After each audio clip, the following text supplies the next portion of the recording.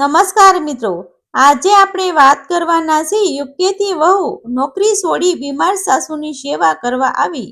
યુકેમાં રહેતી રિયા પટેલનું જીવન બહારથી ખૂબ સુંદર લાગતું હતું. તે પોતાના પતિ ધ્રુવ સાથે યુકેમાં રહેતી હતી. બંને મહેનત કરતા હતા. ધ્રુવ એક ટેક કંપનીમાં કામ કરતો હતો. રિયા પણ સારી કંપનીમાં નોકરી કરતી હતી. તેમનું નાનું પણ સુંદર ઘર હતું. બંનેનું જીવન વ્યવસ્થિત હતું. સવારે નોકરી પર જવાનું અને સાંજે ઘરે પાછા આવવાનું. સપ્તાહના અંતે ક્યારેક બહાર ફરવા જવાનું. રિયાને પોતાની નોકરી ખૂબ ગમતી હતી. તેણે આ નોકરી મેળવવા માટે ઘણા વર્ષો મહેનત કરી હતી. તેની કંપનીમાં તેની સારી જવાબદારીઓ મળી હતી. થોડા સમય પછી પ્રમોશન મળવાની પણ શક્યતા હતી, પરંતુ ગુજરાતમાં રહેતી તેની સાસુ જશોદાબેન વિશે તે હંમેશા ચિંતિત રહેતી હતી. જશોદાબેન અમદાવાદની નજીકના એક શહેરમાં એકલા રહેતા હતા. ધ્રુવના પિતાનું થોડા વર્ષ પહેલા અવસાન થયું હતું. ત્યારથી જશોદાબેન માટે ઘર ખૂબ મોટું અને ખાલી લાગતું હતું. ધ્રુવ વારંવાર ફોન કરતો હતો. રિયા પણ દરરોજ સાસુ સાથે વાત કરતી હતી. બંને વચ્ચે સાસુ વહુ કરતા વધુ મા દીકરી જેવો સંબંધ હતો. જશોદાબેન ઘણીવાર કહેતા, બેટા, તું મારી ચિંતા ન કરતી. તું ત્યાં ખુશ રહે, બસ એટલું જ મારા માટે પૂરતું છે. રિયા હસીને કહેતી, મમ્મી, તમે મારી ચિંતા ન કરો. તમે જ મારી સૌથી મોટી ચિંતા છો. બંને હસતા, પરંતુ જશોદાબેન પોતાની એક વાત રિયાથી છુપાવતા હતા. છેલ્લા કેટલાક મહિનાથી તેમની તબિયત ધીમે ધીમે ખરાબ થઈ રહી હતી. ક્યારેક તેમને ચક્કર આવતા, ક્યારેક શરીરમાં ખૂબ નબળાઈ લાગતી. તેઓ ધ્રુવને કહેતા નહોતા. તેમને ડર હતો કે દીકરો ચિંતામાં પડી જશે. એક દિવસ સવારે જશોદાબેન રસોડામાં ચા બનાવી રહ્યા હતા. અચાનક તેમને ચક્કર આવ્યા. તેમણે દિવાલનો સહારો લીધો. થોડા સમય માટે તેઓ જમીન પર બેસી ગયા. પાડોશીઓમાં રહેતી લીલાબેન તેમને મળવા આવી. ત્યારે જશોદાબેનને આ સ્થિતિમાં જોઈને તરત મદદ કરી. તેમને નજીકની હોસ્પિટલમાં લઈ જવામાં આવ્યા. ડોક્ટરે તપાસ કર્યા પછી કહ્યું કે હવે તેમને નિયમિત સારવાર અને ઘરમાં કોઈની દેખરેખ જરૂરી છે. લીલાબેને તરત ધ્રુવને ફોન કર્યો. ધ્રુવ તે સમયે લંડનમાં ઓફિસમાં હતો. ફોન સાંભળતા જ તેના ચહેરાનો રંગ બદલાઈ ગયો. તેણે રિયાને તરત બોલાવી. રિયાએ પણ સમાચાર સાંભળ્યા ત્યારે થોડી ક્ષણ માટે કશું બોલી શકી નહીં. તેણે તરત જ સાસુને ફોન કર્યો. હોસ્પિટલના બેડ પર જશોદાબેન ફોન ઉઠાવ્યો. તેમણે નબળા અવાજમાં કહ્યું, બેટા, હું ઠીક છું. તું ચિંતા ન કરતી.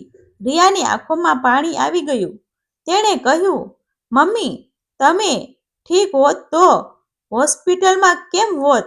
જશોદાબેન ચૂપ થઈ ગયા. રિયાએ એ મૌન ઘણું કહી ગયું. ધ્રુવે બીજા જ દિવસે ભારત જવાની તૈયારી શરૂ કરી, પરંતુ તેની ઓફિસમાં મોટો પ્રોજેક્ટ ચાલી રહ્યો હતો.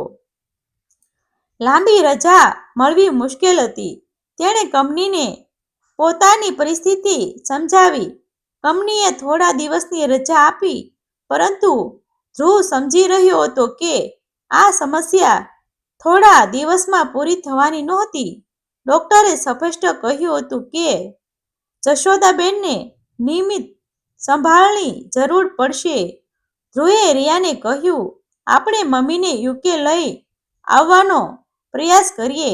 રિયાએ પણ હા પાડી, પરંતુ પરિસ્થિતિ સરળ નહોતી. જશોદાબેનની સારવાર ચાલુ હતી. લાંબી મુસાફરી તેમના માટે મુશ્કેલ બની શકી હતી. બીજી તરફ રિયાની નોકરીમાં પણ મહત્વનું કામ ચાલી રહ્યું હતું. તેની ટીમનો મોટો પ્રોજેક્ટ થોડા અઠવાડિયામાં પૂર્ણ થવાનો હતો. કંપનીએ તેને પહેલેથી જ મોટી જવાબદારીઓ આપી હતી. રિયાને ખબર હતી કે જો તે લાંબી રજા લેશે તો તેની કારકિર્દી પર અસર પડી શકે છે. છતાં તેનું મન વારવાર સાસુ પાસે જતું હતું. રાત્રે તે ઊંઘી શકતી નહોતી. એક તરફ વર્ષોની મહેનતથી મળેલી નોકરી હતી, બીજી તરફ તે મહિલા હતી. તેણે તેને લગ્ન પછી પોતાની દીકરીની જેમ સ્વીકારી હતી. લગ્નના પહેલા દિવસે જશોદાબેને તેને કહ્યું હતું, આ ઘર તારા માટે સાસરું નથી, આ તારું પણ ઘર છે. એ વાત રિયાને આજે પણ યાદ હતી. થોડા દિવસ પછી ધ્રુવ ભારત ગયો.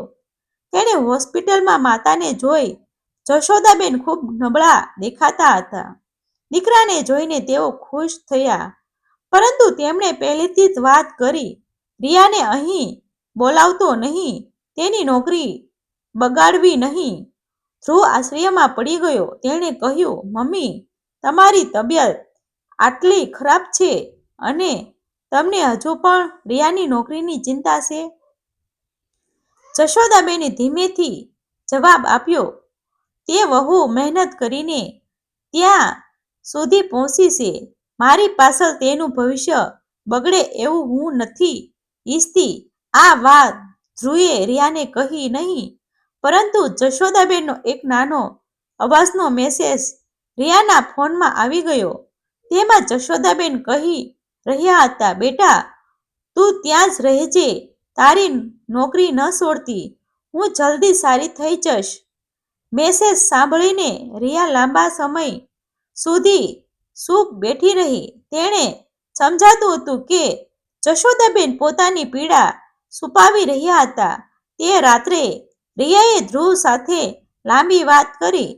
તેણે કહ્યું, ધ્રુવ, મમ્મીને અત્યારે આપણી જરૂર છે. ધ્રુવે કહ્યું, હું જાણું છું, પણ આપણે કોઈ કેરટેકર રાખી શકીએ. રિયા થોડા સમય માટે ચૂપ રહી. પછી તેણે કહ્યું, કેરટેકર દવા આપી શકે છે, ખાવાનું આપી શકે છે, પરંતુ જ્યારે મમ્મી રાત્રે ડરીને ઉઠશે ત્યારે તેમના માથે હાથ કોણ ફેરવશે? ધ્રુવ પાસે જવાબ નહોતો.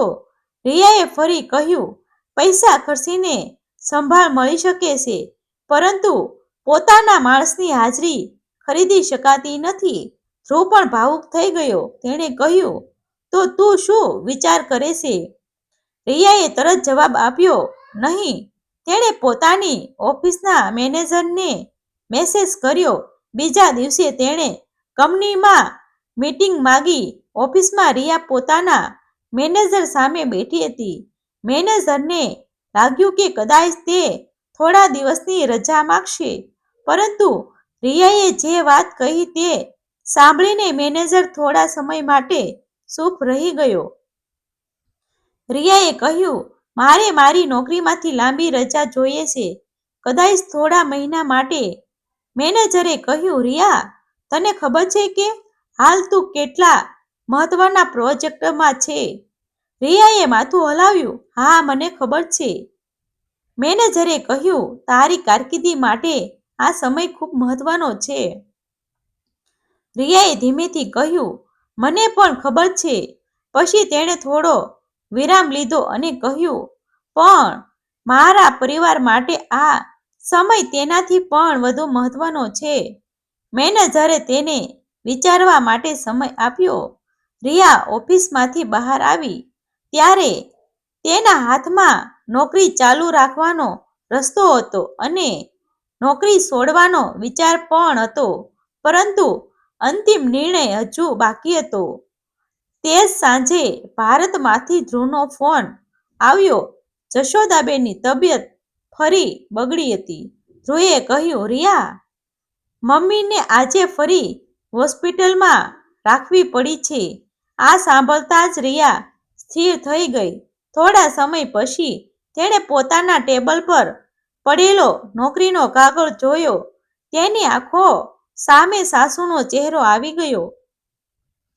પછી તેણે ધ્રુવને માત્ર એક જ વાત કહી, ધ્રુવ, હવે હું આવી રહી છું. ધ્રુવ બોલ્યો, રિયા, વિચાર કરીને નિર્ણય લે. રિયાએ ધીમેથી જવાબ આપ્યો, મેં વિચાર કરી લીધો છે. પરંતુ તેણે ધ્રુવને પણ હજુ કહ્યું નહીં કે તેણે શું નક્કી કર્યું છે. આગળના દિવસે સવારે રિયા ફરી પોતાની કંપનીમાં ગઈ. મેનેજરની સામે બેઠી તેમણે એક કાગળ ટેબલ પર મૂક્યો. મેનેજરે કાગળ જોયો અને આશ્ચર્યથી રિયા તરફ જોયું. રિયાએ માત્ર એટલું જ કહ્યું, મારા પરિવારને અત્યારે મારી જરૂર છે. હવે તેના જીવનનો સૌથી મોટો નિર્ણય સામે હતો. રિયાએ કંપનીમાં રાજીનામું આપવાનો નિર્ણય લીધો. ત્યારે મેનેજર પણ થોડા સમય માટે ચૂપ રહ્યા. તેમણે રિયાને સમજાવવાનો પ્રયાસ કર્યો. તેમણે કહ્યું કે કંપનીને તેને લાંબી રજા આપી શકે છે, થોડા મહિના પછી પાછી આવી શકે છે. રિયાએ આ વાત ધ્યાનથી સાંભળી. તેણે પોતાની નોકરી ખૂબ જ પ્રિય હતી. તેણે આ નોકરી મેળવવા માટે ઘણો સંઘર્ષ કર્યો હતો, પરંતુ તેના મનમાં એક જ વાત હતી. જશોદાબેન હોસ્પિટલમાં હતા અને તેમણે પરિવારની જરૂર હતી. રિયાએ મેનેજરને કહ્યું, મને ખબર છે કે આ નિર્ણય મારી કારકિર્દી માટે સરળ નથી, પરંતુ અત્યારે હું મારી સાસુને એકલી છોડી શકતી નથી. મેનેજરે તેની લાગણી સમજી. અંતે રાજીનામું સ્વીકારવામાં આવ્યું. રિયા ઓફિસમાંથી બહાર નીકળી ત્યારે તેની આંખોમાં આંસુ હતા. એક તરફ તેને પોતાની નોકરી છોડવાનું દુઃખ હતું, બીજી તરફ તેને લાગતું હતું કે તેણે પોતાના પરિવાર માટે યોગ્ય નિર્ણય લીધો છે. તેણે તરત ધ્રુવને ફોન કર્યો. ધ્રુવે સમાચાર સાંભળ્યા ત્યારે થોડો ક્ષણ માટે કશું બોલી શક્યો નહીં. તેણે કહ્યું, રિયા, તું ખરેખર આ કરી રહી છે? રિયાએ જવાબ આપ્યો, હા, મમ્મી માટે. ધ્રુવની આંખોમાં પણ આંસુ આવી ગયા. તેણે કહ્યું, હવે આપણે બંને મળીને તેમની સંભાળ રાખીશું. થોડા દિવસમાં રિયા ભારત આવી ગઈ. એરપોર્ટથી તે સીધી હોસ્પિટલ પહોંચી. જશોદાબેન બેડ પર સૂતા હતા. રિયાને સામે જોઈને તેની આંખોમાં આંખો ભરાઈ આવી. તેમણે ધીમેથી કહ્યું, બેટા, તું અહીં કેમ આવી? મેં તો તને નોકરી છોડવાની ના પાડી હતી. રિયાએ સાસુનો હાથ પકડીને કહ્યું, મમ્મી, નોકરી ફરી મળી શકે છે, પરંતુ તમારો આ સમય પાછો નહીં આવે. જશોદાબેન રડવા લાગ્યા. તેમણે કહ્યું, મારા કારણે તારી નોકરી ગઈ. રિયાએ તરત કહ્યું, મમ્મી, તમારી કારણે કંઈ ગયું નથી. હું મારી ઈચ્છાથી આવી છું. તમે મને લગ્ન પછી દીકરી સમજી હતી. આજે દીકરી તરીકે મારી ફરજ છે. આ વાત સાંભળીને જશોદાબેન રિયાને ગળે લગાવી રડ્યા. ધ્રુવે થોડો દૂર ઊભો હતો. તેની આંખો પણ આંસુ હતા. તેણે પહેલીવાર સમજાયું કે પરિવારની જવાબદારી માત્ર પૈસા મોકલવાથી પૂરી થતી નથી. થોડા દિવસ પછી જશોદાબેનની તબિયતમાં ધીમે ધીમે સુધારો થવા લાગ્યો. રિયા તેમની દવાઓ સમયસર આપતી, ડોક્ટરની મુલાકાતે સાથે જતી, ખાવાનું બનાવતી, રાત્રે પણ તેમની પાસે જ રહેતી. જશોદાબેન ઘણીવાર કહેતા, બેટા, હવે તું પાછી યુકે જા, તારી જિંદગી અહીં રોકાઈ નહીં જાય. રિયા હસીને કહેતી, મમ્મી, તમે પહેલા સંપૂર્ણ સ્વસ્થ થાઓ, પછી મારી ચિંતા કરજો. ધ્રુવ પણ હવે માતાની સંભાળમાં જોડાયો. પરિવાર ધીમે ધીમે ફરી એક સાથે હસવા લાગ્યો. થોડા મહિના પછી જશોદાબેનની તબિયત ઘણી સારી થઈ. એક દિવસ તેમણે રિયાને પોતાના રૂમમાં બોલાવી કબાટમાંથી એક જ જૂનું નાનું બોક્સ બહાર કાઢ્યું. તેમાં રિયાના લગ્નના ફોટા અને થોડા પત્રો હતા. જશોદાબેને કહ્યું, આ બધું મેં વર્ષોથી સાચવી રાખ્યું છે. પછી તેમણે કહ્યું, મારા માટે તું માત્ર વહુ નથી, તું મારી દીકરી છે.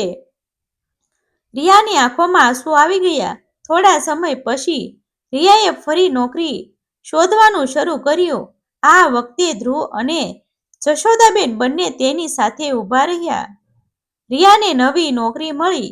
તે ફરી યુકે ગઈ, પરંતુ હવે તેના જીવનમાં એક મોટો ફેરફાર આવ્યો હતો. તે સમજતી હતી કે કારકિર્દી મહત્વની છે, પરંતુ પરિવારની કદર પણ એટલી જ જરૂરી છે. જશોદાબેન હવે એકલા નહોતા. ધ્રુવ નિયમિત ભારત આવતો. રિયા દરરોજ વિડીયો કોલ કરતી. ઘરમાં ફરી હાસ્ય સંભળાતું.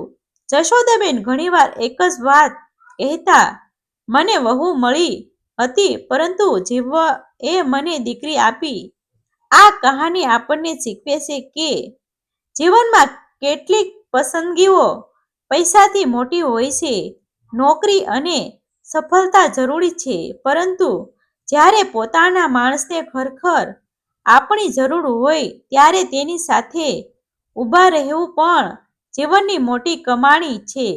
રિયાએ પોતાની નોકરી ગુમાવી નહોતી. તેણે થોડા સમય માટે પોતાની કારકિર્દી રોકી હતી અને એક સંબંધ બચાવ્યો હતો. અંતે તેને ફરી તક મળી, પરંતુ જશોદાબેન સાથે વિતાવેલા એ દિવસો તેની જિંદગીની એવી યાદ બની ગયા હતા, જેને કોઈ પગાર કે પ્રમોશન ક્યારેય ખરીદી શકે નહીં.